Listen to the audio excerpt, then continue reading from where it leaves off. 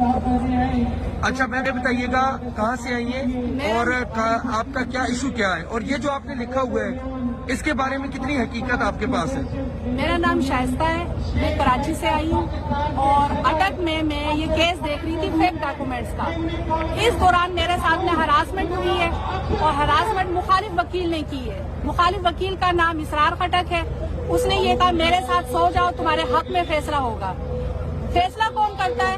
ججز کرتے ہیں۔ کتنے ججز کے ساتھ میں سونا پڑے گا تو فیصلہ ہوگا؟ اس ہراسمنٹ کے کیس میں ہائی کورٹ تک گئی۔ ہائی کورٹ کے ججز تک بھی یہ کہہ رہے پنجاب بار جائیں۔ پنجاب بار نے پی آئی سی حملے میں کیا کیا جو مجھے ریلیف ملے گا؟ ساری عوام جو ہے جب عدالتوں میں آ سکتی ہیں تو پھر یہ وکیل عدالتوں میں کیوں نہیں آ سکتے؟ ان کی ایف آئی آر کیوں نہیں کر سکتی؟